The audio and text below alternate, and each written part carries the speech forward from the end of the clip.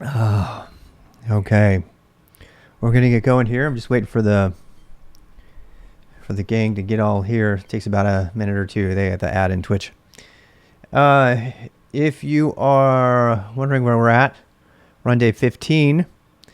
Uh, I have not updated the outline. I've just been updating it right now. Today has been a crazy day for me. The last 2 days have been really hard at work. I've just got a lot to do. I pretty much had to learn all of containers in 2 weeks, 3 weeks, and Kubernetes and stuff. So I am busy. I am really busy outside of work and inside of work, and that's great. It's good to be busy. I don't regret it at all. I just had to take the AMA off.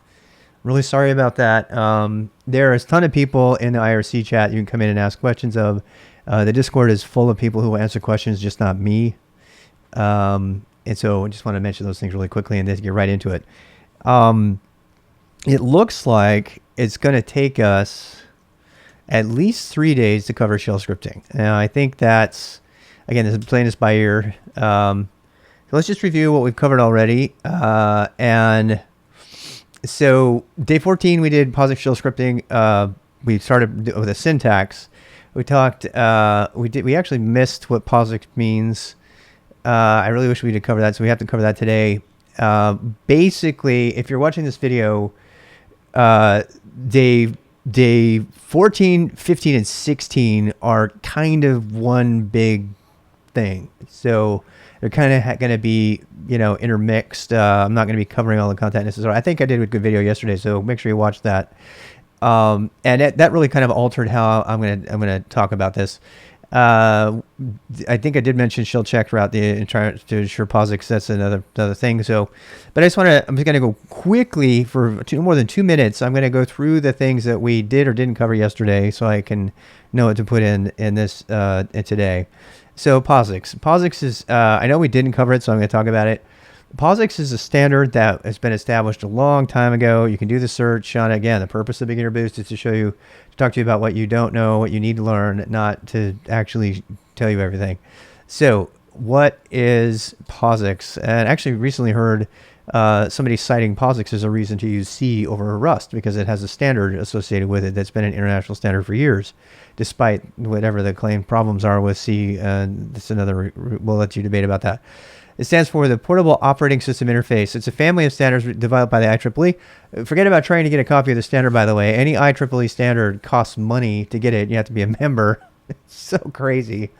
It's left over from the old days when you had to buy a paper to tell you what a Phillips screwdriver is. The X in stand for POSIX, I have no idea.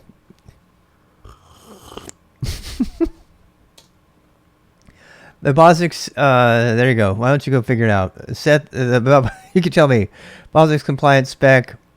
Richard Stallman explains what is POSIX. Oh God. Okay. Well, if you want to, lots of takes on it. The only reason you care today, we care, is because POSIX is what the shell scripting syntax is that we are using, that I'm describing to you. We talked about this a little bit yesterday. Ash dash. Bourne shell, corn shell. We talked about those before. The best way to ensure that you are using POSIX is to use the shell check program. And I cannot, in particular for beginners should be like living every day on the shell check program. Run it every single. I just vetted a kubectl login script that had over 50 shell check errors. And it's used by everybody to log in to Kubernetes at the place I work right now. Just use it, okay? Use it, learn how to do it. Probably the biggest tip is to treat everything like a string. Everything, maybe except for functions. But we talked about functions a lot yesterday. We talked about the difference between functions, procedures, methods, and arguments and parameters and all of that. I'm not going to go back into that except for to talk about variables and state today. We talked about return values that come out of functions. We compared it to JavaScript and Python and Shell. We mentioned again that commands are functions, so that's why you have to pass stuff to it. We actually created our first function, and here is the syntax for a function. There's actually a little bit of debate about whether there's a space here or not. Go ahead and leave the space. off if you want. It makes you, it'll look more like stuff you're going to be writing in other languages later. This bracketed block syntax was originated with C. It's sometimes called C-style brackets. And that is the one that I suggest you learn. It's what JavaScript uses. It's what everything but Python and Haskell and a few minor outliers. Almost everything uses C-style syntax, so you should learn that first, in my opinion. That's what a block is. A block is everything between the brackets. Functions have arguments and return values. Well, we're going to talk about that more later because that's related to state. In fact, I think I need to pull some of that out and put it into day 15. Distinguish return value from the output. That's kind of noisy. Let me turn it off. My work chat's on. Let's see. Oh, use return to set the return value. We haven't really got there yet. The tough part about learning functions and variables is if you learn one first, then it makes it harder to learn the other one. They kind of depend on each other. So that's what I'm saying. These 3 days kind of go together. Set -e to exit program if anything fails. We haven't done that, but we're gonna talk about that. So at the beginning of your program, if you just add set -e, that will make sure that if any step along the way fails, that it stops. Most programming languages will stop. They won't do anything more when you hit a real, fatal error or something. And Shell, it'll go on its happy way, just as if you typed in another command. Again, when you put commands into a shell script, it's the same exact thing as if you had run it, which means that when you run the script file, that each one of those commands is going to operate in order. And obviously on the command line, we do things that don't work all the time, and then we continue with the next thing and we forget the last thing failed. So I cannot tell you, there's 2 really huge beginner tips I'm going to tell you.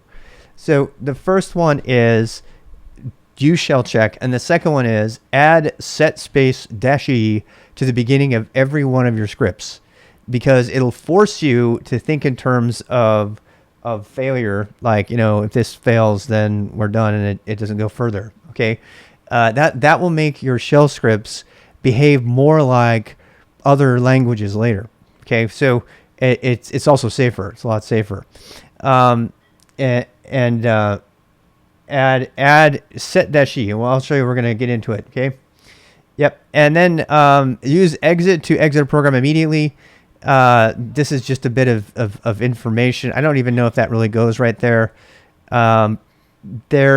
There's some stuff that doesn't really fall under the rest of,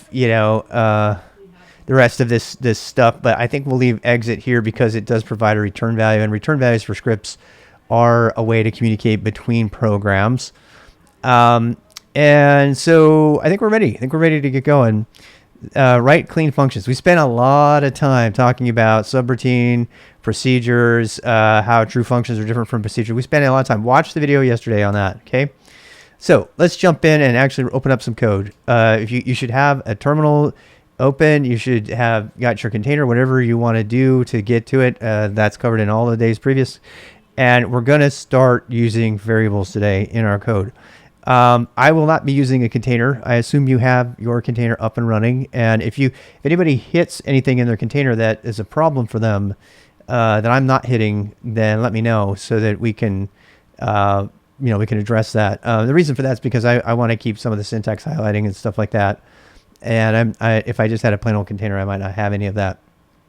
All right. So the first, let's go back to our basic script. Our basic hello world script, right? We were calling it greet. So let's review the steps of making a script. So how do you do it? How do you create a file, people? What's the command to create a file with nothing in it?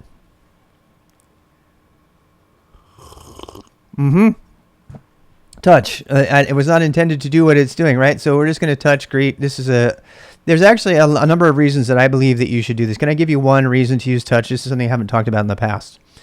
The reason that a lot of people are like, why don't you just use VI? Let me show you why.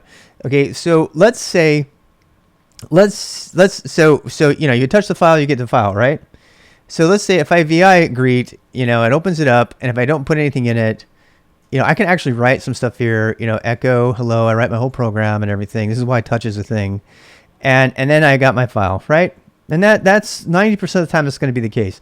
But then you're gonna run into a case where you're making something new and you're in a place where you don't have access, right? So you don't have access here. And so you're going to go like this. You're going to like VI, VI and save. A lot of people do that, and you'll do it forever until you get burned by what I'm about to show you. So someday you're going to be on a system, and you're going to need to make a file in a place that you don't have write permission. And this happened. I cannot tell you how many times this has happened to people. So what you do is you go in here and you do VI greet, and you say echo hello. Okay, and everything's fine. There's been no warning whatsoever until you go to write it. And I don't know how many times I've done this. I've written like a paragraph of code, and I'm like, oh crap, what do I do now? If you exit, you're dead. I mean, if you control Q exclamation point, you lose that code permanently because you can't save the code. So VI will happily open up a file thinking it can save it there eventually, but it can't. It doesn't give you any warning that it can't do that. So by the way, the way to get out of this is to do a colon, and beginners don't know this, but it's a colon W and write it to temp, whatever, you write it to temp whatever, and you're like, okay, good. Whew, I got it saved, right? And then you can't even get out of it, right? So you have to do colon Q exclamation point to get out, and greet is not anywhere to be found. And now you can do some sudo stuff like that, or you can save it. Yeah, no. You can try to, look, if you've been, clipboard doesn't usually cut it, okay? Clipboard, you can write it to the Vim clipboard sometimes. I guess that's fine. But if VI does not have a persistent clipboard, okay? So Vim does, VI doesn't. So the way I just showed you will work for everything.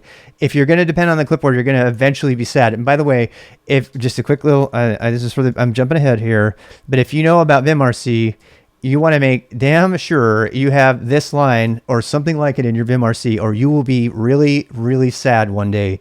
I actually lost about a page of code because I had not adjusted my bit buffers for Vim. And frankly, on that day, I cursed Vim to no end, because if I had followed the practice of writing to files and reading files as my buffers instead of depending on Vim info buffers, I would never have had it be truncated and lost forever. So I went to copy from one file and went to that. So I'm getting ahead of myself. But when we get back to Vim customization, which we'll eventually get to after we finish shell scripting, that just make sure to pay attention to that. If you're a veteran, though, make sure you have something like that in today. That line means increase the buffers for the inks and deletes above the maximum, because you will delete an entire file using like D, capital G to the end of the file, and it will not fill the buffer with all the data. And then you'll close that file, which will auto save it, and it's not in your Git backup because it's new stuff. You'll open up another file to go, factor out that file and put it in that file, and you'll go to paste it in there, and it will be gone. So because the buffer's already been lost. So that's what that does. And I actually found out about that the hard way because I started using Vim. So don't do that. So the point I'm trying to make is with the touch command. So if you do touch greet just to do it, it's just, I know it's a stupid little thing, but it's enough to save your day. Oh yeah, that's right. I'm not supposed to be editing things in here. Right. So then maybe you do your sudo touch greet, and you do whatever you want to do that. I don't really care to do that right now, but the point being that you are protected from operating on something that you don't have access to. It protects you from doing that by using touch first. It's a tiny little habit to do at the beginning that might save you the heartache or the annoyance of having to write it to a temp buffer or something like that. Those are all fine ways to get around it. I just don't like it. That's why I do touch first. I usually do touch and get all my permissions set up before I put anything in the file. That's just my personal style. It makes sure that I, thought out where it's going to be, what its name's going to be, and everything like that. All right. So again, day today is about state variables, conditions, and loops. So let's go back to our greet function. That's what we were doing. I can probably reuse this window now. So we touched our greet file. Again, touch also updates the timestamp on it. And so then we're going to edit the greet line, and we got this in here. What goes on the first line? Shebang, bin bash, bin sh, or bin bash, whatever one you want. Bin sh is the one we're learning right now. So if you want to get really sure of yourself, if you're on Debian or Ubuntu, do bin dash, and that'll force you. Bin sh is bin dash, but bin sh is bash on some systems. So you might want to look and see which one you're getting just to be sure. But if you use shell check, you'll be fine anyway. So echo hello, and let's run it. So what am I missing? What's the command, anybody? I did this yesterday. Chmod, what? plus, oh, wrong thing. Plus X, greet.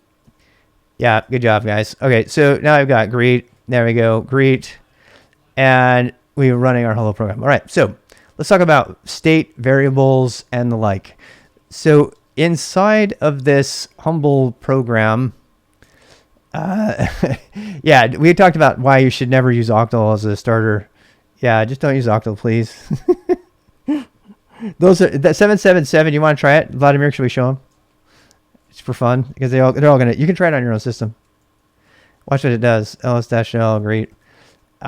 You sound cooler when you use octal permissions, but I'm telling you right now, don't do it. It'll burn you one day. You'll do a recursive octal against directories and scripts, and you'll get screwed, totally screwed, because you'll be changing permissions on the directory that are totally different in meaning from the permissions you want on the files. Just get in the habit of using the non-octal ones. I'm telling you, don't get burned by that. So anyway, don't use octal. I still use octal when I know exactly that it's the case, but it's probably good to know about it. But if you want to be safe, don't use octal. Use the plus minus notation. All right, so so we've got greet here, and we've got our echo hello. So let's talk about this. What is hello? We talked about hello being a string. Everything is just a string. Echo, in strict terms, okay, after yesterday, what is the formal word? What is the formal term for this right here? For this right here. I mean, you want Vladimir, you can go read about that. I'm sure you'll catch it. Yeah, that's a string, right? Okay, in relation to echo, good. In relation to echo, what is it? It is a what? It's a string literal. Okay, excellent, but it's not standard in. No. Good try. We're going to talk about. It's an argument. Great. We said argument. Good. So this is an argument. So echo. We can read about echo. Man echo. Actually, like echo display a line of text, and it'll tell you have options and stuff. Echo the string to standard output. We talked about standard output and input. So it's good you guys got that down. It doesn't tell you what these are. These are sometimes called switches. Switches are arguments that begin with a dash. They're sometimes called options as well. There's really no reason that programs have to started out to have a dash and a dash dash. It just became an accepted convention, which I strongly disagree with in modern world. In a conversational world, you cannot speak to an interface and tell it about dashes. In fact, I made a whole project called command tab about that very things to help you use natural language as your argument strings, as your argument identifiers. But that's another conversation for another day. But so just so you know the lingo, that's what's going on there. And so echo can take any number of arguments. Okay. And so you can take echo hello there. Now what it's doing is it's combining, this is argument 1 and this is argument 2. I'm going to jump ahead here and show you. So if I do echo hello there, and well, let's just stick with the thing. If I do this, it does the same thing, right? Effectively, it's doing the same thing. And there are a few commands. Again, commands are essentially procedures or functions that are just executed on the command line that are taking arguments. When you do that, it combines it, and that passes a single argument as opposed to many. So the echo, you're going to learn about so many commands and different built-in things. And so this is the first one of the first ones to learn about. This one takes any number of arguments and crams them together and prints them out. But okay, since we're on the shell, we don't have to put this in a script necessarily. What if I didn't know what I wanted to say? What if I wanted all of my programs to the same, but it's a different action that is doing, right? Show me the same, but it is a different action that is doing it. It is showing the same result. Yeah. Well, it's essentially the different action. Yeah. This one is printing argument. This one is saying take argument 1, argument 2, combine them and print it out. And this one is saying print argument 1. There is no argument 2. All right. And actually, if you can see something like this with other variations on it, but I don't want to confuse you too much. If you're to try to do this in a different language, it's just not going to do that, right? In fact, this is usually bad form. You'll see me do this all the time when I search something wicked this way comes. All right. I do this all the time because it's faster to type. That's why the shell allows for these really weird things that other languages would never allow. But I can actually go search really quick with that. You've seen me probably get burned. It's here, right? If I do that, what's going to happen? It's going to give me a fail. It's going to give me a fail. Why? Because it saw that single quote there and it's like, oh, you want more input, right? So in that particular case, it's not good enough to just have it infer it, right? So, one good practice is to just put everything in double quotes, but you'll watch me all day violate that because I just don't want to type.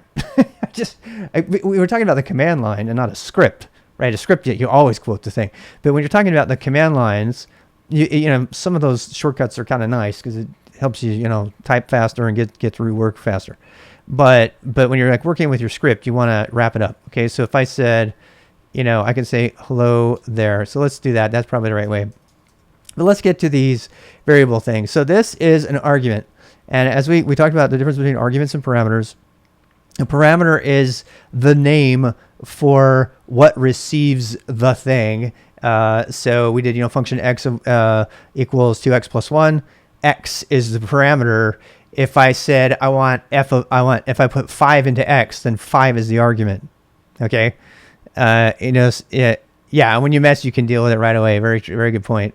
We're streaming here, silly little boy.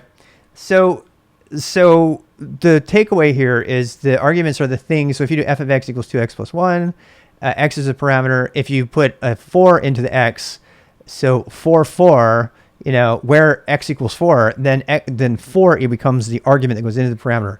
And so in this case, hello there is the argument, right? Because it's a string thing that's going to go into, would it be correct to say parameters are to arguments as variables are to values? Yeah, that's a good way to say that. Yeah, that's a good way. Let's get onto that then. So one of the things you could do here, so here's how you define a variable we talked about yesterday. So we could say, I don't know, greeting equals hello there. And I don't like it, but this is one of those things you just have to accept as reality. Shell forces you to never, ever put a space here. Watch. First of all, the syntax checker will help you out if you get your Vim configured right. But let's try it. So if I do shell check and send greet, it says, oh yeah, greeting appears unused, verify use. Oh, okay, fine, I'll use it then. So dollar greeting, dollar variable, dollar variable. So, and a dollar, by the way, is really common as a variable identifier in many languages besides this, and including Perl. Some languages don't have an identifier in front of the variables. It just picks it up from context. That languages such as that would include C, Go, JavaScript, Python. So, but a lot of languages will use some sort of variable identifier at the beginning, including, I believe, Rust is one of them. So that says echo greeting, right? So we could do that. We could say greet now. We get hi. Uh-oh. Which greet? Uh-oh, it's using the wrong greet. I made a mistake. How do I fix that? You guys remember our conversation about path the other day? How do I make it run the program right in front of me? I like it when I make mistakes. I can have you ask me. Sip my coffee.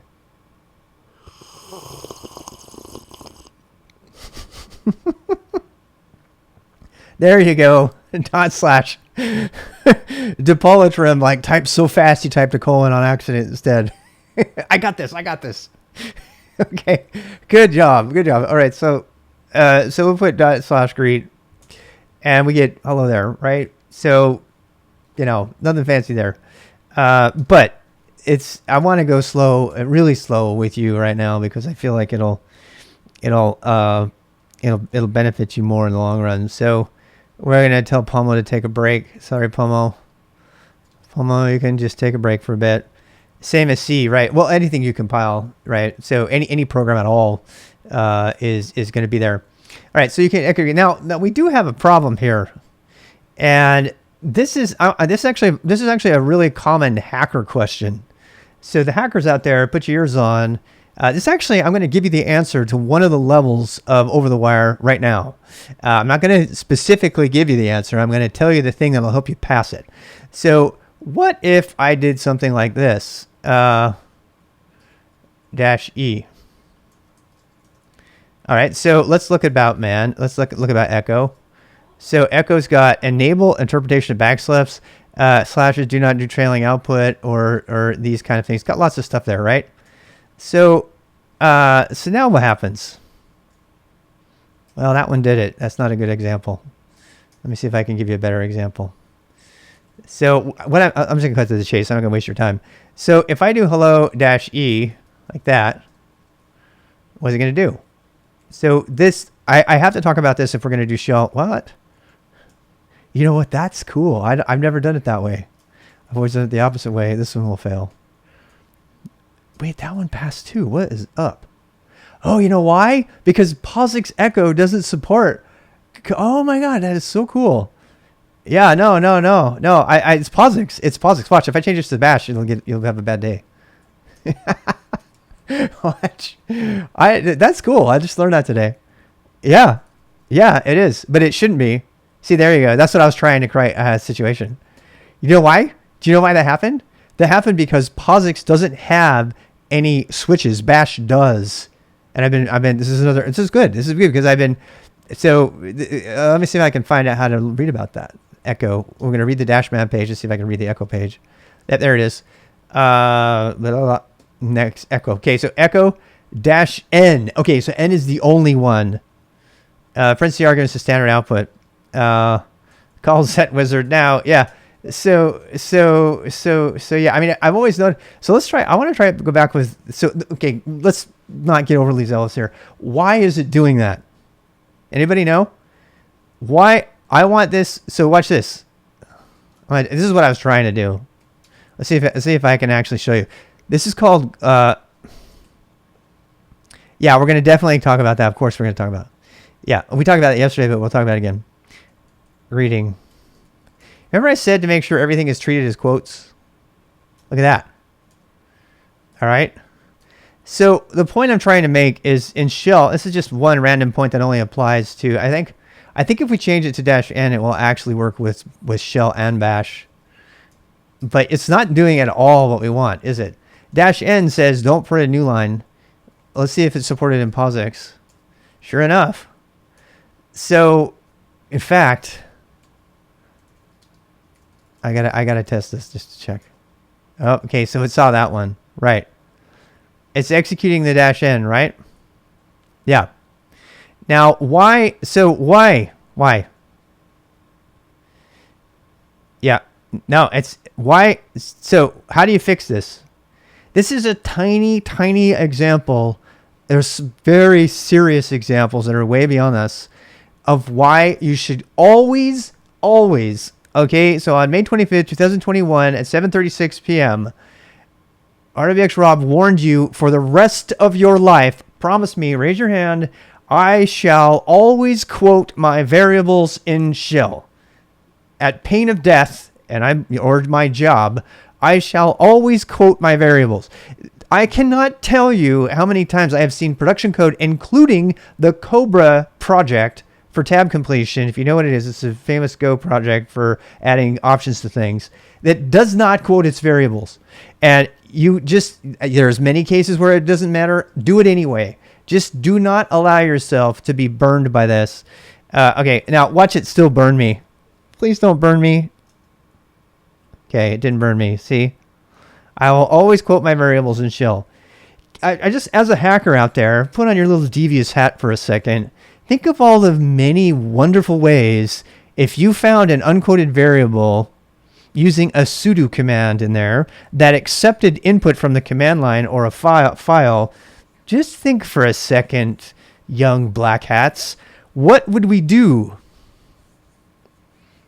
Possibly. That's another great way to do it, but it's getting ahead of us. So you should still quote it anyway. Okay, so if there are so many ways to hack shellcode, by looking through code that does this, that runs with privileges. And yeah, and bash injections too. Bash injections are really bad. These are all in the same kind of family of attacks. And now you know how. Now you know how to avoid them, and you know how to find them. And by the way, if you use shell check, if you're so paranoid, because you will forget. I have a little thing. Actually, watch. I'm going to show you. I made a little macro. I'll teach you how to do it. I made a little macro that adds all of that for me in one. Okay, I'll teach you that macro. But what it does is it says just put regs. That's an uber safe variable. So no matter what, it can't be. Now we haven't done brackets yet. I'll tell you about those in a second. Actually, almost right now. But I want to show you this. So let's see what shell check does when it doesn't see this greeting. What is shell check going to do to that? Let's see. Shell check. Oh yeah, double quoted to prevent globbing and word splitting. So what we just did was a word splitting attack, but there's a lot worse ways to attack this. And we haven't even tried globstar attacks. Globstar attacks are ways for you to attack like things that can be like, expanded. And we haven't got there yet, but let me give you an example of an expansion. So if I wanted to list all the files that end with MD, I do ls_pound.md, right? Let me give you an example of where this is really annoying is with find. So like if you're doing find and you want to find all the files in the current directory and below that have the name that ends in .md, right? You're like, okay, that should do it, right? Wrong. This will actually indirectly will work, but it's like, nope, sorry, I don't know what you're talking about. You know why? Because it actually expanded this to be readme.md space scratch.md, and it's like, I don't know what you're talking about. So number one, quote your parameters here and find if you're going to do find. Make sure you single quote. I usually single quote these. And what's the difference between single and double? We'll talk about it right now. So that goes ahead and finds everything that I wanted.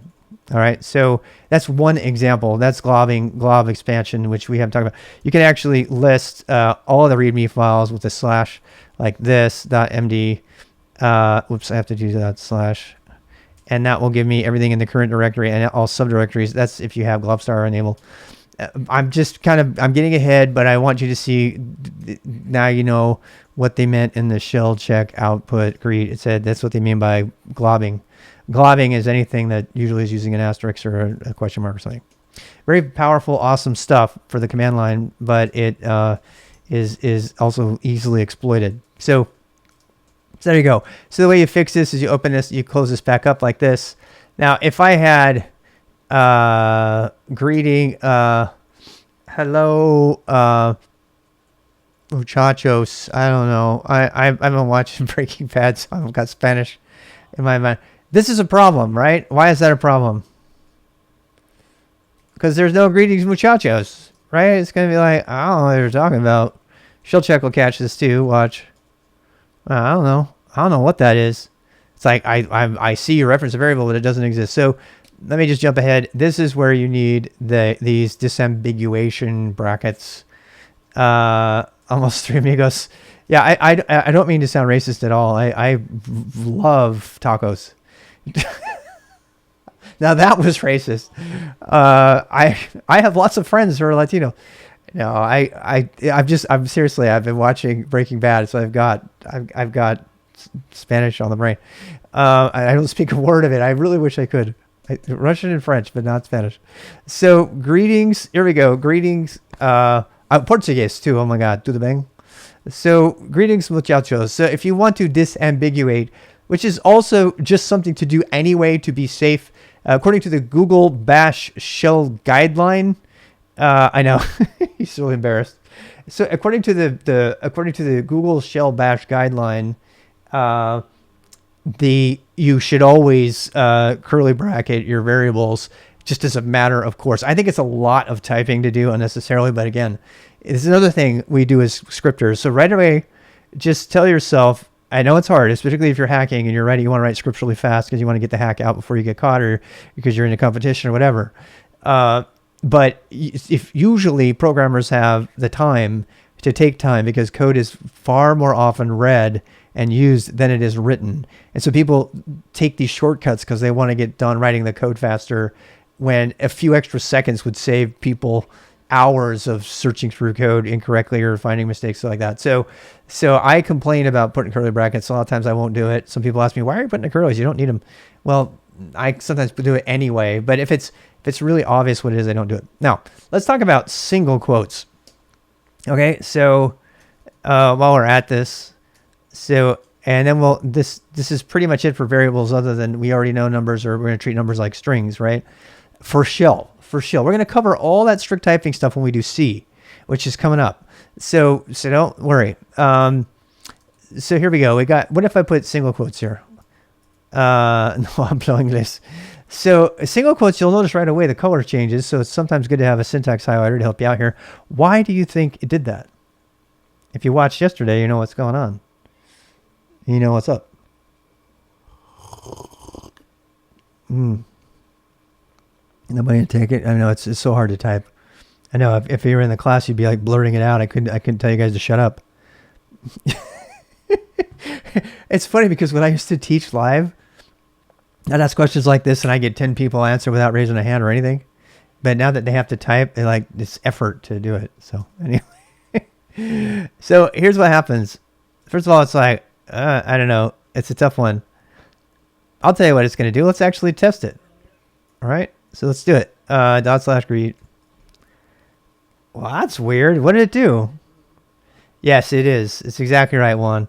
So it's going to print greeting exactly as it is. And there's only one way. I think there's only one character you can type in here that will not be printed literally, and that is backslash. Backslash is meant to make things literal, as opposed to whatever else they are. And that actually, well, look at that one.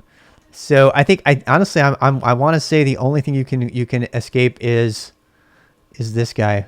Can we try it? I bet that's going to fail. It's going to fail. What? No, I guess not. This is great. This is the difference between, I wonder if that's a bash thing. And this has been good for me too, because I've had to relearn POSIX after having allowed myself to use bash. It says, want to escape a single quote? This is why shell check is your friend. It's treated like a string. Yeah. Try this. Oh, look at that. Oh, no way, man. I would never do that. I've done it a lot, actually. I want to see what bash does with this. I wonder if it's the same. I want to see if it's the same. No, it is. This is fun. This is fun. Like I'm trying to, yeah, this is just a really bad idea. So, oh my lol, yeah. So there you go. If I wanted to do it with, so let's say I want a $sign in here, right? I don't know why I would, but see how it tries to make it into a variable? You can backslash that guy and that will work. But that is in double quotes. That's like really ugly out greeting, but oh well. So echo greeting much oxos. Why don't we do that? I know, we'll do this. We'll do lead speak. How about that? How about lead speak? Let's do some lead speak like that with $1. It's like, there's like elite Spanish speaking hackers. How about that? Okay. So if you want to use any of these characters that are sort of forbidden, including a double quote, like if I wanted to make the M a double quote, what would I have to do? How's it going? But that does the $2. Yeah, it does everything. So see, look at this one. So there we go. See that? What does the $1 do? It doesn't do anything. It's a leet speak S. So I just am trying to show ways for including things that are otherwise forbidden. Exclamation point is another one that'll get you in trouble. So if you run across a character, here's something fun. So let's say you make a file, some long file name. This is another thing from Over the Wire Hacker. So if you do this, is coming at least right. Well, yeah. Now what do I do? Oh my gosh, I have this like horrible thing. How do I edit that file? Vi some watch. Well, I'll tell you right now. Like if you want to like knock this level out in one tab, boom, does it for you. Tab is your friend. Yeah. You got it, YG. So tab is your friend, but this will also tell you when there's stuff in the name that shouldn't be. So like if you do this, it'd be like touch some file. This is like really hard. With I don't know, with quotes. All right, so now I have this like really hard thing. So if I want to remove it, it'd be some tab. It's like, oh, I got two of them. Okay, which one am I going to do? Some file. Oh, look at that. Sometimes referred to as an escape sequence. Yes. Variable name is coming. Yes, sir. So that's another way to do it. So the shell, when you do tab completion, it automatically defaults to / to escape everything. And since we were talking about escape, I thought I'd show you. That's actually one way to really cheat, particularly if the file names begin with a dash. There's a level on Over the Wire where there's a file that begins with a dash, and I'm not going to give it away. I want you to play with it. It's really fun. So it's like if I were to make a file named -n, right? See, I can't even make it. I don't want. I'd have to like turn this. Wait. I'm gonna hide. I'm gonna hide for just a second. Here we go. I'm gonna do it so you can try to figure it out. This is fun. I'm just having fun with you. Touch. I'm gonna do it my way. So I feel very evil. All right. So yeah, you ready? You guys ready for this? Oh, here it is. Okay. So how do you list that? List -n. Okay. It's not doing it. How about this? Cat -n. Nope, can't do that. How about remove -n? Nope, can't do that. How about remove \n? Oh, still doesn't see it. Damn it, it gave you the answer right here. Why is Bash being so helpful? You're not helping, Bash. Bash is helping. Bash gave you the answer right there. So you need to use /. You probably could have figured that out on your own. So /-n. And that's actually one of the levels. So these other ones are not so hard, right? Because you just tab them out and get rid of them. Again, this is all related to variables and variables with weird names and weird values. And so it goes in today's conversation. All right, so that's all well and good. Now, normally, if I were teaching JavaScript or something, we'd have a bunch of other variable types to go over right now. We really don't. There is just strings. And as I've said before, treat everything like a string, including numbers. So I'm going to jump ahead and deal with, whenever you have to deal with math and stuff, when it comes to shell, you almost always want to use a program called BC. You can do math in shell, but it's not what you expect. So just don't, because you're going to get burned bad. So, and I'm not going to even get into it right now. But the only thing I want to tell you is just treat your numbers like they are strings, and then pass them to a program like BC. And I'm going to kind of go ahead of time. I'm going to go ahead of time speed here. I'm going to 3 times 4, right? I'm going to set the scale equals like 5 with a semicolon, and I'm going to echo that to BC, and that's going to just print out. So if I wanted to add math to my thing, it would give me that. Oh, that's times. Let's do a division so we get some integer stuff going on.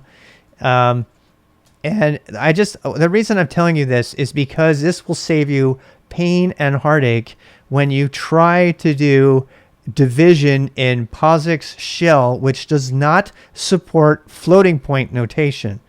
And I don't know if I can even show you an example of this. I'm going to try. But this is how you do math, right? So we would say something like, I don't know, echo 1 divided by 4. And let's try that. See what happens. Oopsie. Did I get it wrong, guys? It's $1. I have to have $1 in there, right? I know it in Bash. I am Bash. I got to get rid of Bash. SH. Yeah.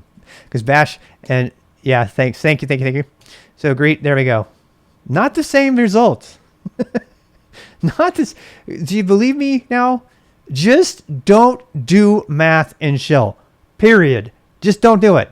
Don't do it. Bash tries to do it one way. C shell actually does floating point math, but you'd never know which one you're using. And if you use bin.sh, POSIX shell is integer division only. Well said, Merlin.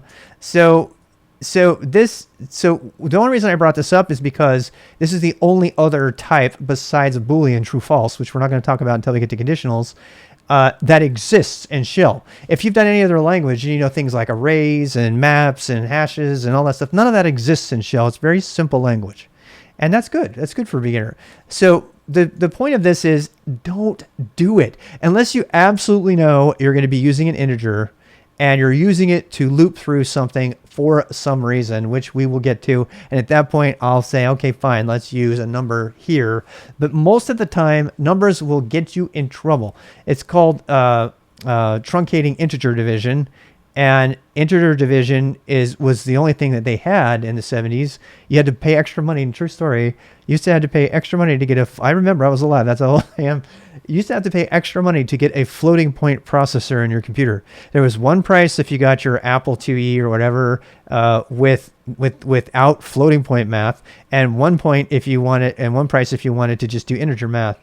And the computers both still work, but you had to pay extra to be able to try to do floating point math, which, by the way, computers still screw up all the time. They're constantly off by one or a tiny little bit. So if you're going to do like real serious floating point mathematics that you need to know what the scale is and everything, this is why the program BC shipped with one of the first Unix systems ever, because it's a specific program that you can say, I want 5, significant digits in my results, and you were able to do that right from the beginning. So rather than teach you about integers and data float points, floating numbers, all these things that normally would come when we talk about data types right now, I'm going to teach you to use a string and send that string to BC, and BC is your best friend because it does really awesome calculations. So, man, BC, I wasn't even planning on talking about BC today. I better put it on my list. So, arbitrary precision calculator. It's one of your best friends. And I use it all the time. You've probably seen me use it in line. I want to do some sort of number calculation. I can do this entire thing right here. And I can replace it with the output, right? So I just do bang, bang. And then I do bash, and it'll run it and replace it with the output. I do that all the time to do math while I'm writing code or something. SH and bash. Newbie question.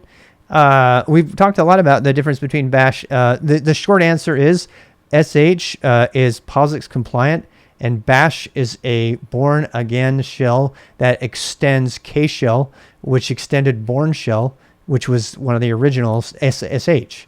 So the bash allows you to do a lot of extra bashisms, which are really cool and powerful. And bash is a wonderful interactive shell. It's an absolute crappy shell scripting language, in my opinion, at this point, because it makes your code require. So let's say there's a lot more people that are using Z shell these days. If you write a bash script, and they don't have bash on their system, they probably do, but if they didn't, they'd be stuck. But if you write it in POSIX, you can share it with everybody, including people on AIX who don't even have bash or Z shell. Yeah. So BC is your friend. So they just managed to enter a variable for me. All right. So that's really all there is about variables. We're going to get into some of the special variables and global variable scope now. I'm going to take a break since it's 8 o'clock, and then I'll come back. We'll do another half an hour. And I believe we're going to be able to cover all of the variable topic today, because I want to move on to some of the other stuff. We do have to talk about scope. We talked about assignment. We talked about those things, but after that, we haven't talked about global variables yet. We're going to talk about that when we come back. I did not talk about other stuff. I'm just going to put this in here. Treat. Just use strings for everything in shell, in POSIX. Just use strings for everything. Use BC when numbers and math are needed. You'll just be happier. Never do math in the shell. Max integer values. Oh yeah, yes, that's true too. Yeah. A lot of pep today. A big drink of coffee. It's just because it's just bash now. This is POSIX shell. So, I'll be right back. I'm going to throw an ad in your face just because.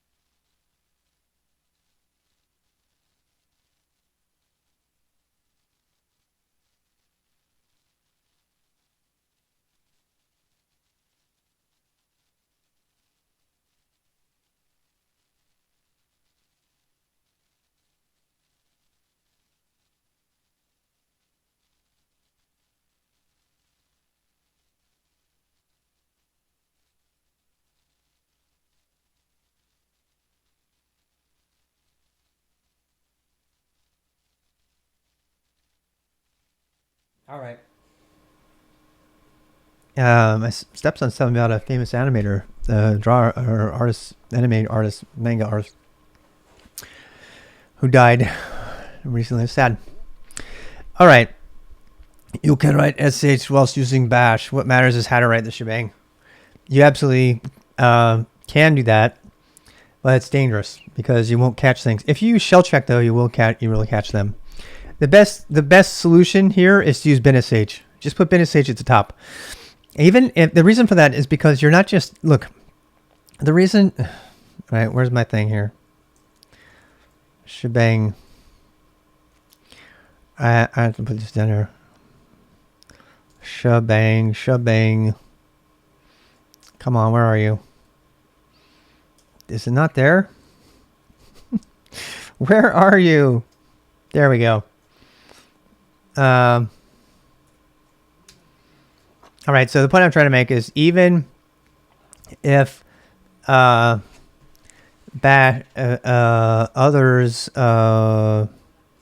work used to communicate to others. So if you put bin bash at the top and you write an entire thing that's POSIX compliant down below, what are you telling the person coming to the script who's going to support it after you? That they can use double brackets and all kinds of bashisms, right? But they won't see anything in there that does that. So if you're intended to be a POSIX shell script, call it binsh. And by the same token, don't just promise me that you're not going to write bash code with a shebang that says binsh. That's just brain dead. People do that all the time, and it drives me nuts because either the person writing it didn't understand that binsh isn't bash, or they didn't care to communicate to everybody coming after them that this is a bash script and treat it as such. So just use the right shebang line. All right. That's all I have to say about that. So let's go back to scope. We're talking about BC. And so who will use and maintain the script? Yeah, absolutely. We can use the difference between POSIX bash shell scripts and interactive. Yeah, no, you actually do need to be really clear about the difference between those when you're writing shell code in a script. That's very important. When you're using it interactively, yeah, you can like kind of get away with using whatever you want. And I do all the time. That's, things like leaving off quotes, right? That's something I would never do in a script. But, when you're writing a script, which is what we're doing, then pay attention to those things. Okay, let's get to scope. We only got a half hour left. So I talked about a lot of these things. We use this to disambiguate. We covered that already. Somebody talked about putting a value. So it is a variable is like putting something in a box. Someone said, what was it? It was a great quote. As arguments are to parameters, so values are to variables. And the problem with the term variable is what? So, I mean, this is a term it comes from, remember I talked about it yesterday. These terms all come from math. So let's talk about why are they called variables? No, God, no. Shrek. I love you, dude. But no, capital N-O exclamation point. That is not true. And that will get you in big trouble if you make that assumption. I promise you. Okay, because you'll be using globstar expansion inside of your conditions. There's just a million reasons that that's bad. So just know. Okay. I'm not mad. I'm just, yeah. Well, I like that statement. That's a great statement. Again, that's why I like doing it like this, because people bring stuff to the table here. And ask questions. There's no dumb question, including the one I'm going to yell at you for. It's nothing personal, by the way. Okay. So just use strings for everything. We talked about that. BC, know what scope means. Okay. So in order to understand variable and scope, we need to come back to something else. So I don't know.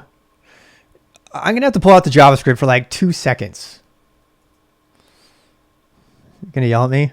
Are you gonna yell at me for pulling out the JavaScript?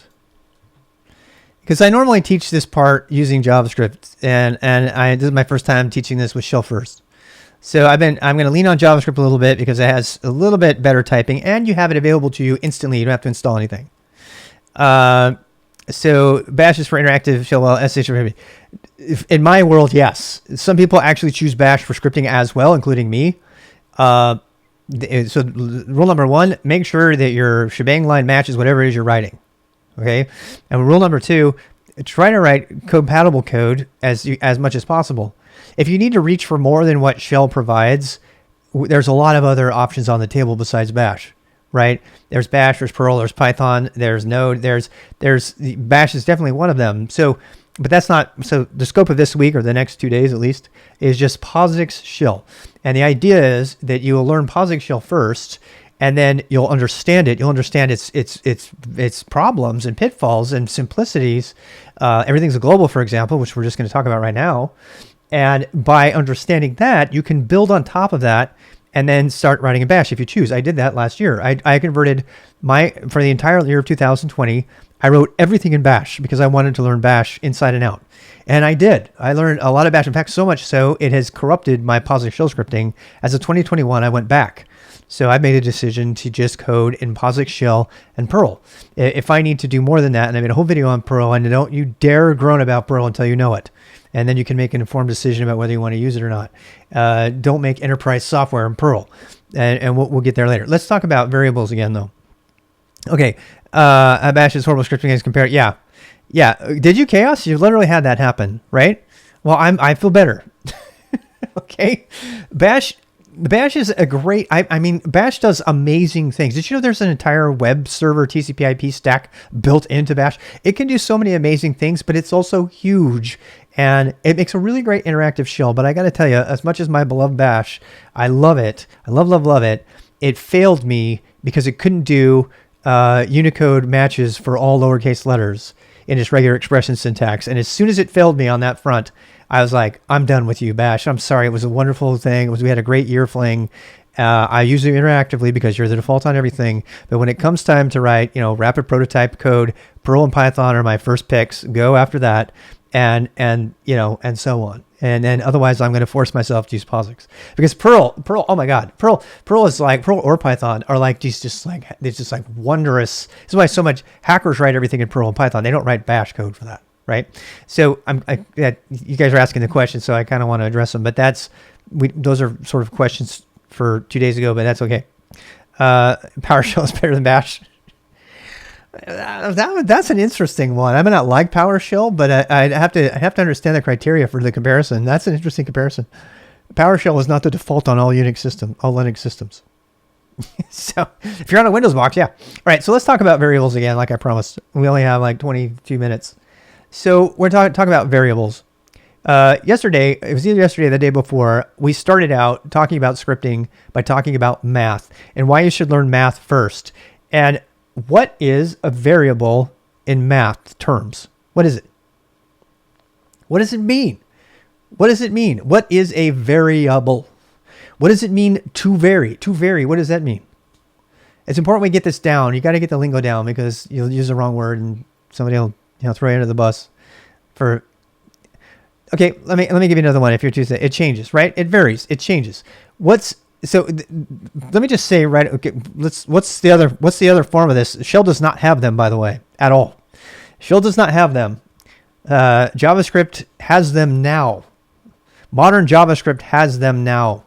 It did not have them until, I want to say JavaScript. They added it, and it's super. I'm so glad that they did.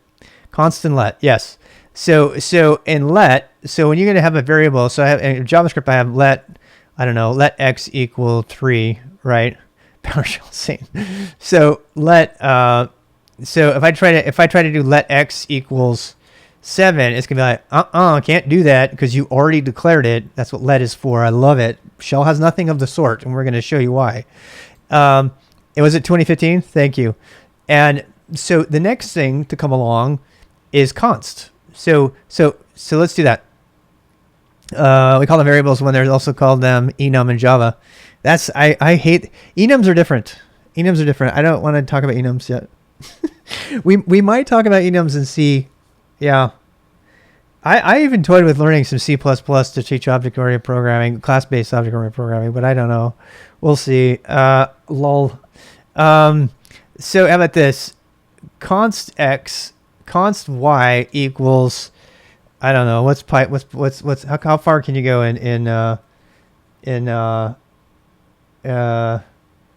yeah, you're just learning to walk here. Yeah, we really are. So what are constants? So let's do, what's it, 3.1? That's how much of pi I know. People brag about knowing it to like the 20th character. I know it to like 1 decimal point. 3.167. Isn't that it? That's it, right?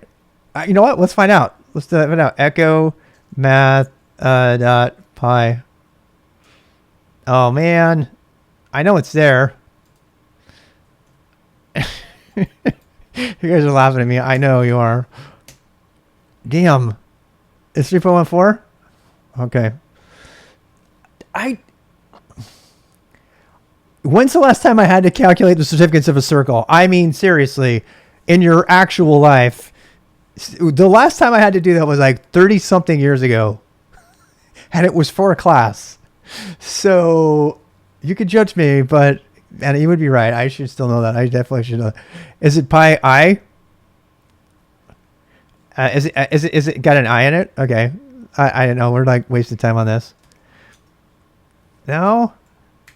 I did this. There it is. There it is. That's what I was looking for. Yeah. Three. I thought I did that. Unexpected token. Oh, because I had echo. Did I literally type echo there? I typed echo there. Oh my gosh. I'm so embarrassed. Okay. I am just a junior today. Okay. So there. You ready? I'm like blushing. I'm so embarrassed because I don't know pi. I don't claim to be a smart man. All right, so here we go. Next thing, let's do something with that. So I can't change pi, or can I? Equals 5. What? Please tell me it didn't just let me change the value of pi. Oh, thank goodness. The value of pi has not. I wonder if the gravitational constant is in there. Does anybody know what that is? Pi was wiped from your memory to make room for talkers. I know it let me save it, but it didn't give me any errors. That was interesting. It truly means that I don't know. Yeah, that was definitely weird. JavaScript got be in for surprises, right? At least in Shell you don't get as many surprises. JavaScript surprises you all the time. So anyway, the point is it 9 mil? Is it? Oh, is that the you're doing the gravitational constant? Oh no, the universal constant. That's the one. Anyway. Oh, by the way, okay, stuff, random things you don't need to know, right? Go watch this. Particle fever.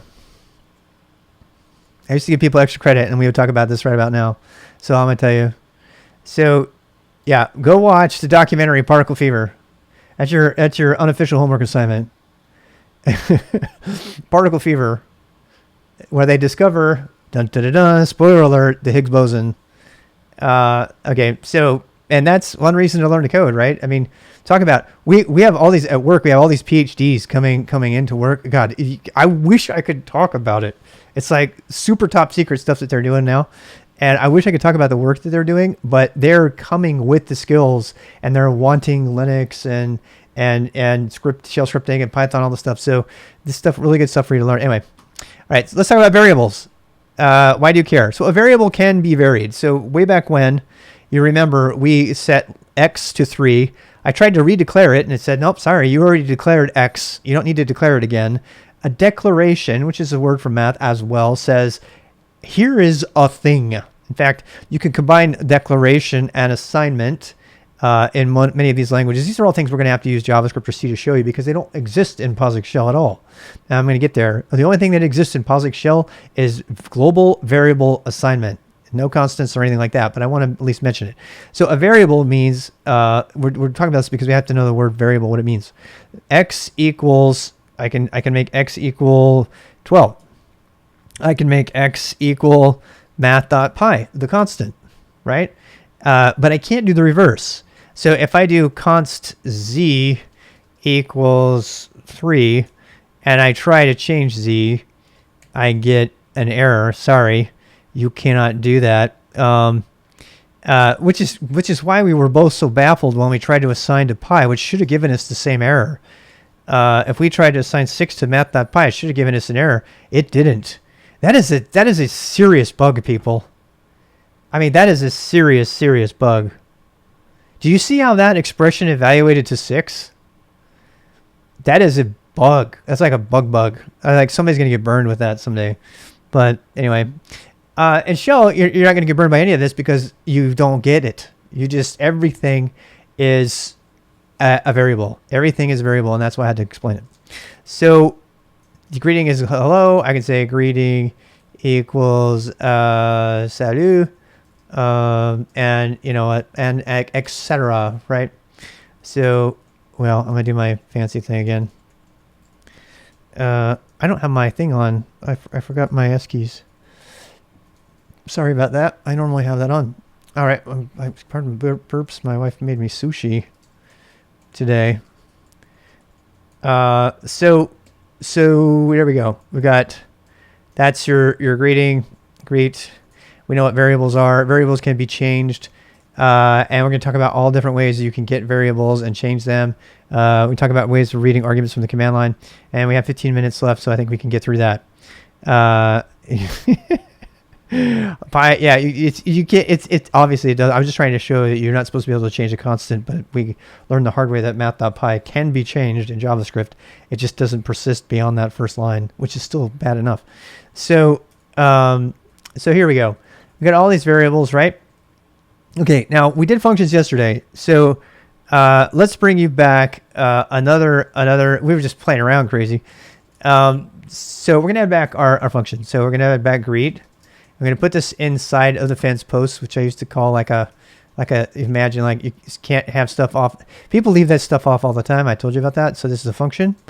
The fun of JavaScript, yes. So we're gonna say, okay, well, what greeting do we want? So if I wanted to pass, let's change. This makes it more interesting. Let's say name. If the name, I want the name to equal Rob, I guess. Okay, so now I'm gonna equal. So I'm gonna say echo hello name. All right, and exclamation point, I guess.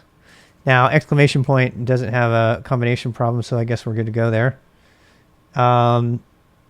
All right, so now what? So now I don't have to do this. Now I have to, if I don't have, what am I missing now? If I just have it like that, what's going to happen? We did this yesterday. If I call it, why isn't it printing? Common error for beginners. Why did my function, procedure, whatever you want to call it, okay, watch yesterday. I'm going to start calling these things functions even though they're procedures because that's what everyone else does. You're not calling it. Thank you, Veda. That's perfectly said. So it was only declared. So we just declared it. So now we're going to make it run. Now to make it run, we're going to do that. Now in most other languages, you would put brackets after it. I do not believe that will work here. Nope. So shell check. I'm having fun trying things that I think will break my code on purpose with y'all just cause. But so in shell, you know, it just comes, as far as you're concerned, it becomes another command, right? So greet.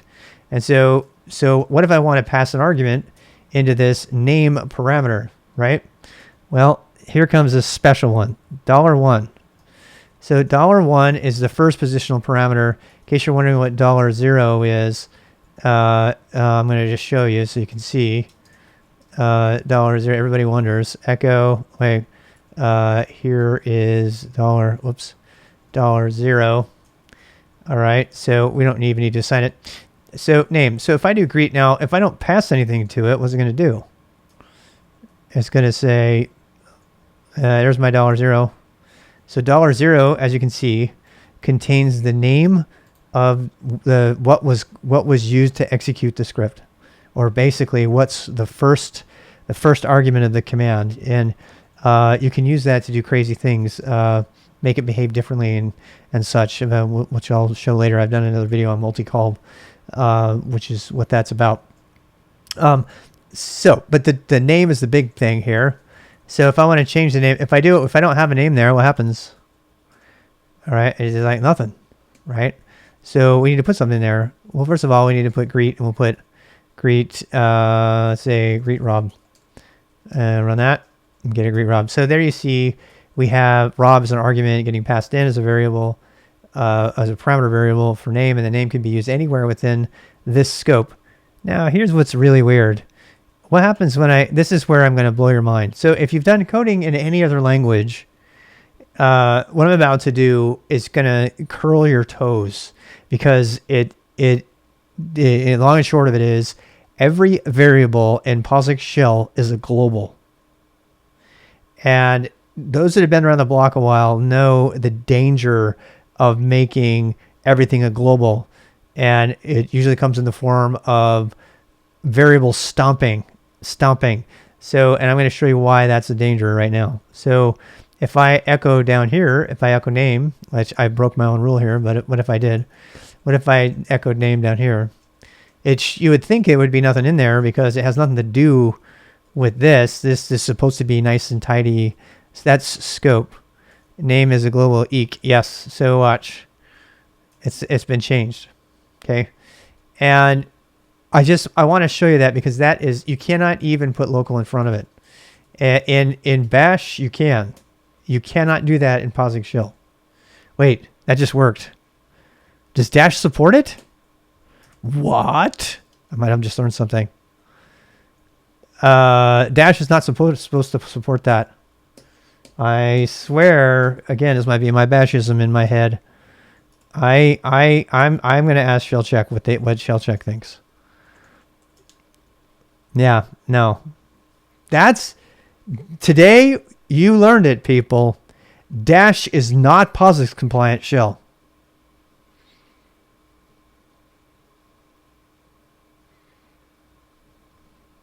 That is not. Thank God for shellcheck. What I just did worked, but it should not have worked and would not work on a POSIX shell system. I'm going to prove it to you right now.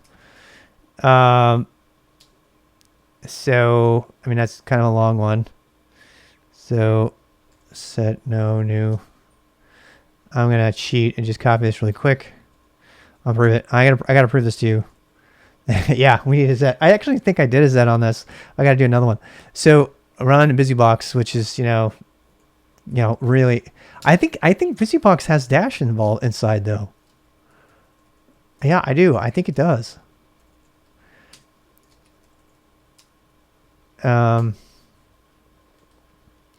So this is probably what you guys are looking at, something more like this, right? There's no shell check over here or anything. Chmod plus x greet dot slash greet. Oh,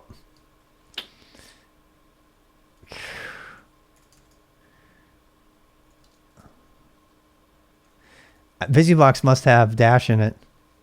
All right, I have to answer this question. What shell does BusyBox? I think it's Debian Almquist shell, which is the same one as Ubuntu. The default shell is Ash. Okay, there you go. So Ash allows it. Yeah. Does Ash allow local?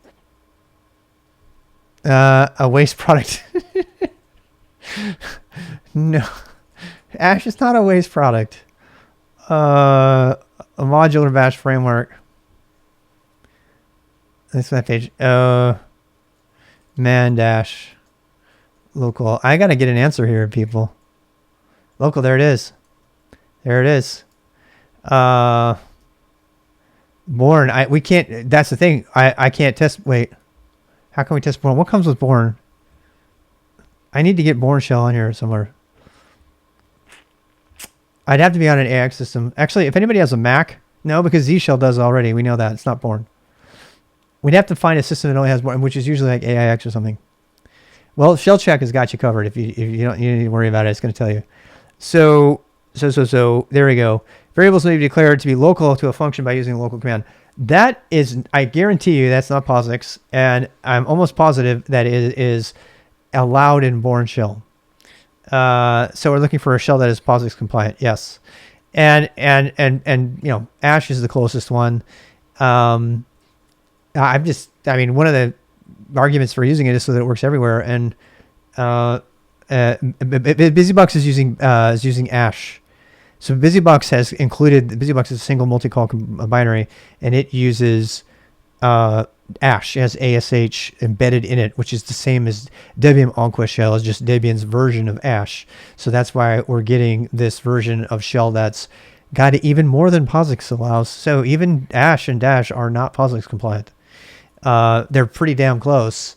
So I could have swore that it got that, but guess not. So there we go. Bit of RWX. We read about it. We wrote a little code to it, and we experimented with it to see what we could figure out.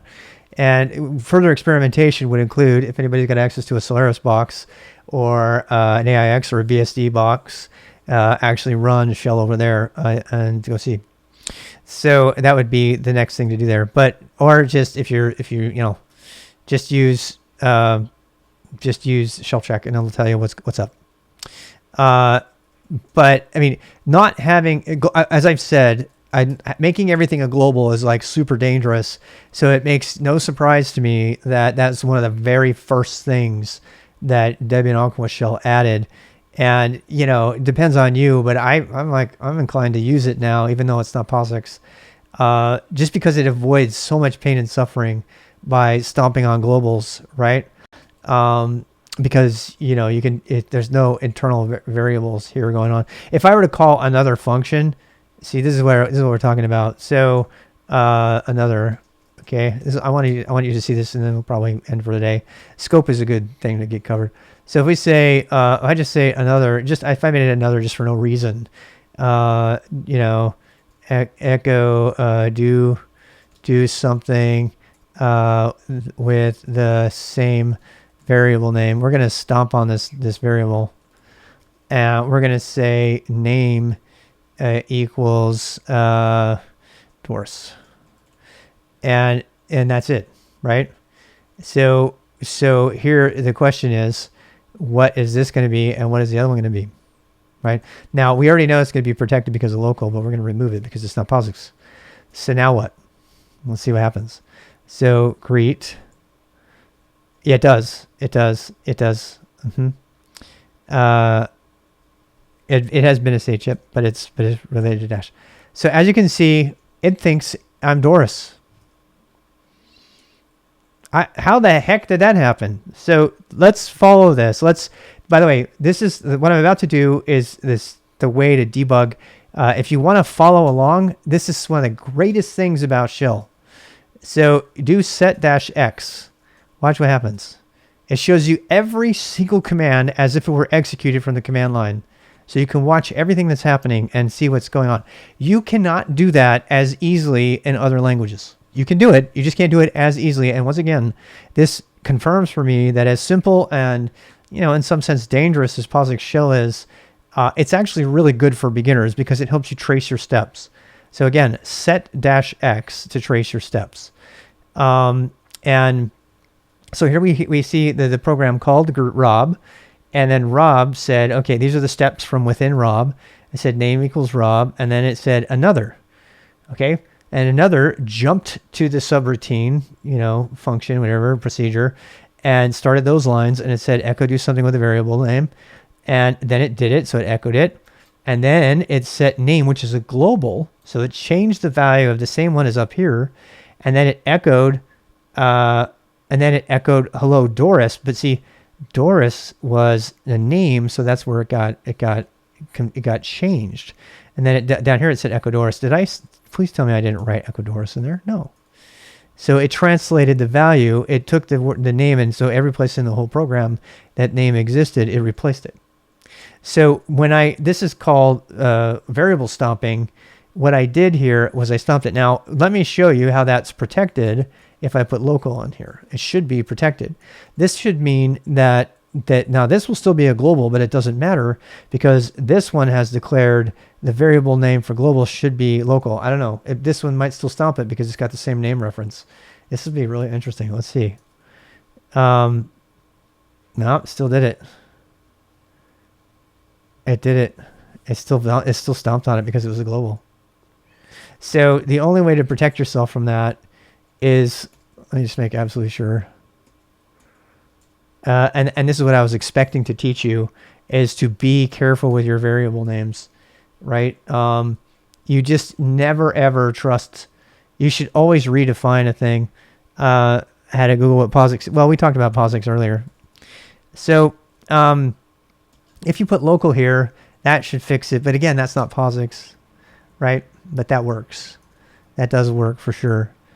So local is working. Local up here worked, but down here it didn't stop name from being redefined as a global right here and overtaking it. So this down here blew out the local here and said, so you should never use local, because unless everybody plays nice and uses local, you still have the loss. In other words, assume everything's a global and you'll be fine as long as you behave appropriately. I actually would strongly recommend against local at this point, because if you accidentally leave local off of something in your long script, you might accidentally stomp on a variable that you thought was localized and thought you were safe. As you just saw, you're not safe. So sometimes it's safer to assume that you're not safe from the beginning rather than give you the idea that this is going to protect you when it doesn't fully protect you. And there are lots of things that applies to. The var variable in JavaScript, the entire Rust language. I mean, I could go on. So stay positive. It is 8:30. So this has been a conversation about scope. The best way to be sure of this stuff, if you're afraid, is to initially assign a variable. So like if you have a variable that is just you want to use it and you can't immediately assign it a 1 or something, just assign it something blank. And then that will force whatever was in there to get blown away. And then if some other function down below does not do the same, that's their problem, right? Because that function should do the right thing too. So the moral of the story here is, because of global variable scope, you should always initialize your variables. That means assign an initial value to them, which also brings them into life. There's no variable declaration as there is in C, which we're going to be doing after this. And so you'll get a full dose of what it means to deal with variables that are not so loosey-goosey. In fact, I kind of like that you're getting this loosey-goosey stuff, and then because there is no actual stack frame. No. Right. Isn't that crazy, Brillin? Did you look up this stuff underneath? Yeah. If you are into how computer programming languages work, Shell will blow your mind. It's not really even a programming language. It barely qualifies, obviously, right? But the stuff that it does under the hood is just because it's so old. But again, it's an easy thing. It's not meant to be a full-blown language, and by learning this first, you're going to appreciate every level of the other languages for what they offer you, including JavaScript, Python, C, C++, whatever. And so we'll leave it at that. I don't want to go too far over because I try to keep to the time here. So let's just review what we did cover, so that you can know what's up. I'm gonna be cleaning this up and committing this tonight, so you can look for that at github.com/rbxrob/boost, and you'll be able to get this outline. And this is mostly designed for you to ask yourself the question: do I know this? What did I miss about this? It's kind of like the checkpoint to see if you've got it all down. Thank you for the list. And so set-e, subroutines, procedure, side effects, functional programming. Well, talk about side effects. Wasn't that a side effect? We talked about side effects yesterday. How about changing global variables? That's a massive side effect. So let's put it this way. You can't write truly functional programs with JavaScript. I mean, with Shell, because everything's a global. But it is what it is. So again, the reason we're learning Shell first, in case people are questioning my motivation, is so that we can get on with the business of customizing our terminal and writing little command utilities and all the stuff that's necessary to have fun with the terminal. It all requires basic shell scripting. Disambiguate, put stuff in a box, BC globals, conditions after the flow. I thought this was going to happen, so we'll let this happen. So tomorrow we're going to do conditions. We talked about arguments, so one and so on. There's a lot more to that, and we will get into that as we I'm thinking that we might have a fourth day, and on the fourth day we'll just write a bunch of shell scripts, or we'll analyze a bunch of shell code out there just to see how it works. And I will do that together because I want to help encourage you to go find people who have written shellcode that's good and just read their code. It's one of the best educations you'll ever get. It's to just read code. Just read. Make sure you find people that are relatively good at it, and I'll help you find a few people that are. And then read their code and go, oh my, like the Docker install script. It's actually a work of art. But when you go look at that code, you can study what they're doing, and it's far better than reading from any kind of book because you'll see the code as it's being used in the wild, and you can ask yourself a question: why did they do it that way? Why did they do this way? Could they have done this a little bit better? And that process will help solidify your learning more than anything. It's particularly because you can actually rewrite the code or write some of your own code at the same time.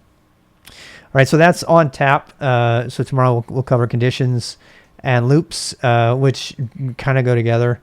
I always feel like we're going to be able to take on more than I can. It's not just me. All of humanity, apparently. We're all wildly overly optimistic. Humans are always overly optimistic about how much they can get done. I was reminded of that today at work. So add 2 weeks to your estimates, people. But, don't sacrifice quality. That's just me. I don't sacrifice on quality. I really love having you guys come out here and participate and have fun with this. But I'm going to go now. And so if there's nothing pressing, then we're going to go ahead and wrap it up. Can we check the VI metric? How does it persist? It doesn't. You know what? DePaulitrum, can I give you homework? Can you figure out how to make my macro persist if you know how? My macro, I have to set it every time. I'm going to confess another thing. My good friend Greg, who's been somebody in my mentor group and everything, he challenged me to use macros. He's like, why aren't you using Vim macros? They're awesome. And I was like, because I don't like Vimisms. And I did it, and I was addicted. And that was literally like, I don't know, like 3 months ago. And so I've only been doing macros for about 3 months, and I still haven't figured out how to save macros so that they persist. I know people love their macros.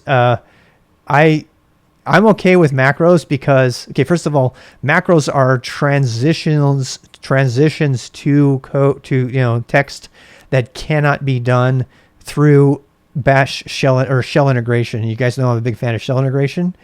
So macros actually fill a need that I have that is not met by shell integration. And so I'm allowing myself to use them, particularly for coding. If you're just doing general Linux stuff, you don't need them really, but they are super valuable. They are, in terms of saving time. Macros are one of the most amazing things ever. And I have yet to really, really master them. I've got a couple down, but I haven't figured out how to persist them yet. I'm just going to own it. I don't. If you know, teach me, and we'll share the learning there. Quite a few tools running that sometimes I am at a loss. Can you elaborate on what is running on your system? Like the DuckDuckGo search and all tools. Not now. That stuff is all in my, if you go to my dot files, you can actually run my workspace if you want to. But that stuff is all covered in, I have a FAQ. So if you go to rdbxrob/FAQ, it has a lot of answers to those questions. It talks about the Pomo script. I made a video about the Pomo vids. Somebody was asking me about the Pomo script. So that one will get you there. I have just a bunch of same thing I would encourage anybody else to do. I've done myself. Just read through my dot files. Maybe you'll find an error in there.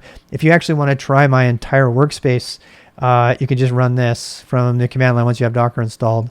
Run docker.it-rm rdvxrob/workspace, and just be prepared to download. I made it smaller. It's only 1.2 gig now, but it's still big for a container. And this will get you into my entire environment, including fishies and such. How do I search? So all of that stuff is all set up for you in advance.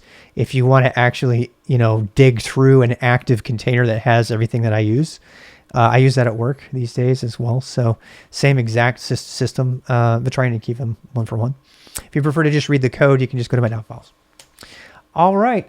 that's it for today. I'm gonna sign out.